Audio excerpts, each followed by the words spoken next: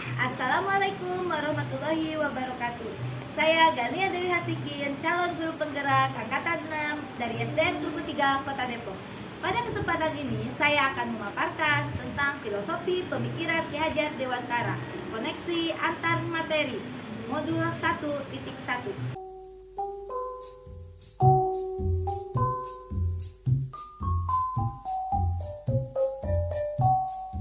Koneksi antar materi modul 1.1. Filosofi pemikiran Ki Hajar Dewantara. Ki Hajar Dewantara berpendapat bahwa pendidikan adalah tempat segala persemaian benih-benih kebudayaan dalam masyarakat. Ki Hajar Dewantara memiliki keyakinan bahwa untuk menciptakan manusia Indonesia yang beradab dan bermartabat, maka pendidikan menjadi salah satu kunci utama untuk mencapainya. Pendidikan dapat menjadi ruang berlatih, bertumbuhnya nilai-nilai kemanusiaan yang dapat diteruskan atau diwariskan. Pokok-pokok pemikiran filosofi Ki Hajar Dewantara tentang pendidikan. Yang pertama, pendidikan sebagai tuntunan. Dalam melaksanakan pendidikan harus berdasarkan kodrat alam dan kodrat zaman. Guru diibaratkan petani. Yang keempat, prinsip bahwa anak bukanlah tabula rasa. Pendidikan harus mengedepankan budi pekerti dan pendidikan yang harus berpusat pada anak. Guru dan murid memiliki kedudukan yang sejajar dalam dunia pendidikan. Anak adalah hal yang paling bernilai. Guru harus menerima segala macam anak yang berbeda sesuai kodrat dan fitrahnya. Guru diibaratkan sebagai petani, harus mampu memfasilitasi tumbuh kembang keanekaragaman tersebut melalui penciptaan ekosistem belajar yang menyenangkan dan selalu dibingkai dalam nilai-nilai luhur Pancasila.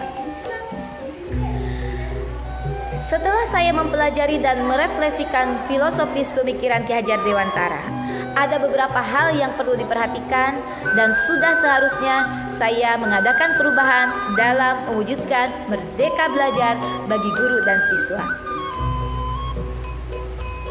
Apa yang saya percaya tentang murid dan pembelajaran di kelas sebelum saya mempelajari modul 1.1.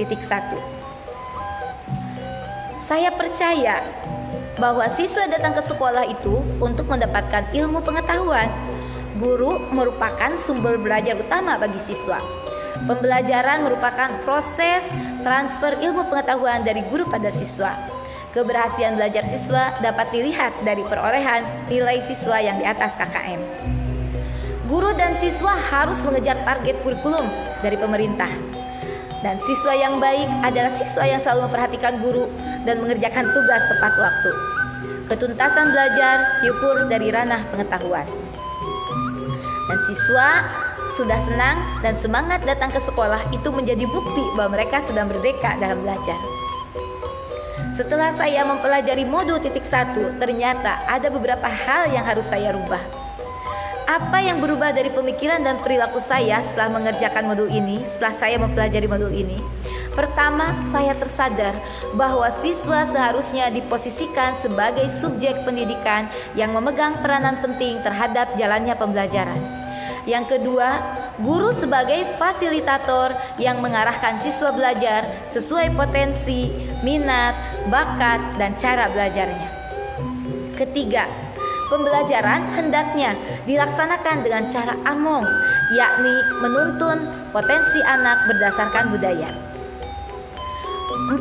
Guru harus melakukan asesmen diagnostik bahwa untuk mengetahui kebutuhan, profil siswa, dan gaya belajar, sehingga bisa merancang metode dan strategi belajar sesuai kebutuhan siswa. 5. Pembelajaran dilaksanakan bukan dengan tuntutan kepada anak, tetapi dengan memberikan kebebasan bahwa belajar sesuai kebutuhannya sehingga tercipta kemerdekaan belajar. Dan saya yakin bahwa ketercapaian kurikulum dapat tercapai tanpa membatasi kemerdekaan belajar siswa. Saya harus mengajar dengan menuntun, bukan menuntut. Setelah saya mempelajari modul 1.1 tentang filosofi pemikiran Ki Hajar Dewantara, apa yang bisa saya terapkan agar kelas saya mencerminkan pemikiran Ki Hajar Dewantara? Yang pertama, 1.